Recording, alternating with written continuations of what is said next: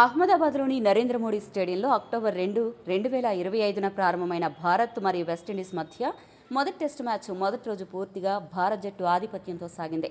అటు బ్యాటింగ్ మరియు ఇటు బౌలింగ్లో భారత ఆటగాళ్ల దెబ్బకు విండీస్ బెంబేలెత్తిపోయింది. సిరాజ్ కొత్త బంతితో పదునైన బౌలింగ్తో విండీస్ టాప్ ఆర్డర్ను కుప్పకూల్చాడు. ఇక తర్వాత బుమ్రా యార్కర్లతో విండీస్ టైలెండర్లకు వణుకు పుట్టించి మట్టి కరిపించాడు.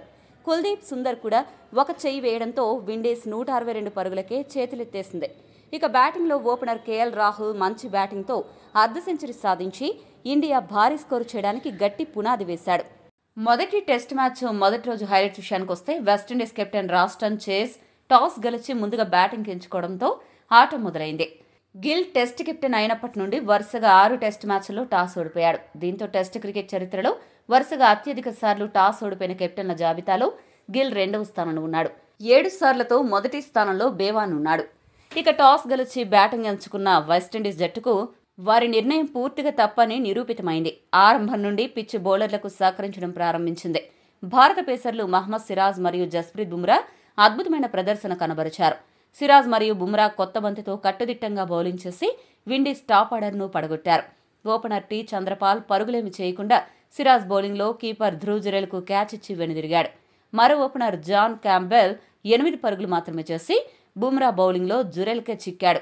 ఇక తర్వాత వచ్చిన బ్రాండన్ కింగ్ 13 పరుగులకు, అలీ కతనాజ్ 4 పరుగులకు సిరాజ్ బౌలింగ్లోనే పెవిలియన్ చేరారు. దీంతో 42 పరుగులకే విండీస్ 4 వికెట్లు కోల్పోయింది.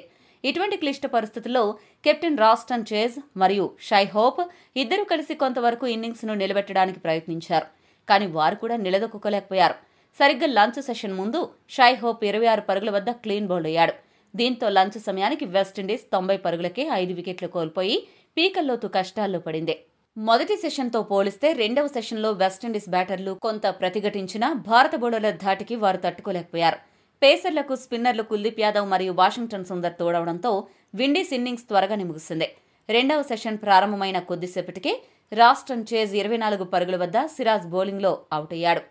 ఇటువంటి స్థితిలో middle order batter Justin Greaves కాసేపు ఒంటరి పోరాటం చేశాడు. అరంగేట్రం చేసిన స్పిన్నర్ ఖారీ పీరేతో కలిసి 7వ వికెట్కు 39 పరుగుల భాగస్వామ్యం అందించాడు. విండీస్ జట్టు స్కోరు 150 మార్కు దాటేలా చేశాడు.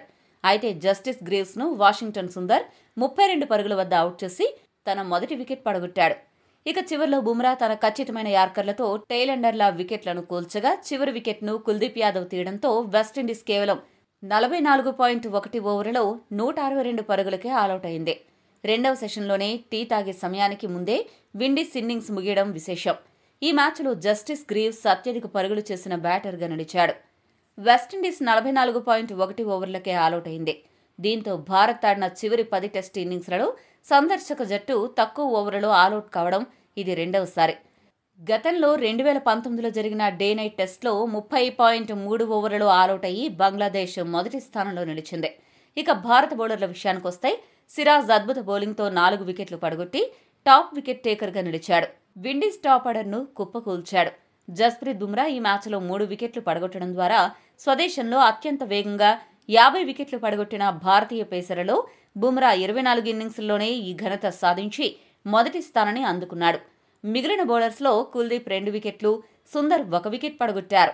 వెస్టిండీస్ ఆలౌట్ అయిన తర్వాత భారత్ తమ మొదటి ఇన్నింగ్స్ను ప్రారంభించింది. ఓపెనర్లు యశస్వి జైస్వాల్ మరియు కేఎల్ రాహుల్ ఆచితూచి ఆడారు. మెల్లిగా భాగస్వామ్యాన్ని నిర్మించడం ప్రారంభించారు.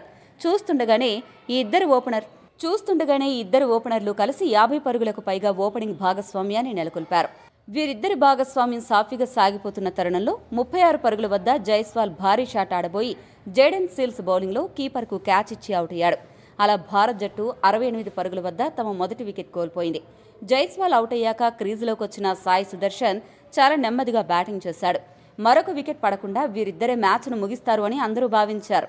కానీ 7 పరుగుల వద్ద రాస్టన్ చేజ్ బౌలింగ్లో సాయి సుదర్శన్ ఎల్బీడబ్ల్యూ అయ్యాడు. ఇక తర్వాత క్రీజులోకి వచ్చిన గిల్తో కలిసి రాహుల్ కీలక భాగస్వామ్యానికి తెరలేపాడు. ఈ ఇద్దరు ఆటగాళ్లు ఎక్కడా తడబడకుండా మంచి బ్యాటింగ్తో స్కోరు బోర్డును ముందుకు తీసుకెళ్లారు. ఇదే క్రమంలో భారత్ జట్టు స్కోరు 100 పరుగుల మార్కు దాటించారు. ఇక తర్వాత రాహుల్ టెస్టులో తన 20వ అర్ధ సెంచరీని పూర్తి చేశాడు. మొదటి రోజు ఆట పూర్తిగా భారత్కు అనుకూలంగా సాగింది. భారత బ్యాటర్ల జోరు చూస్తుంటే రెండో రోజు భారీ స్కోరు చేసేలా కనపడుతున్నారు. మరి భారత బ్యాటర్లను విండీస్ బౌలర్లు ఎలా అడ్డుకుంటారో వేచి చూడాలి.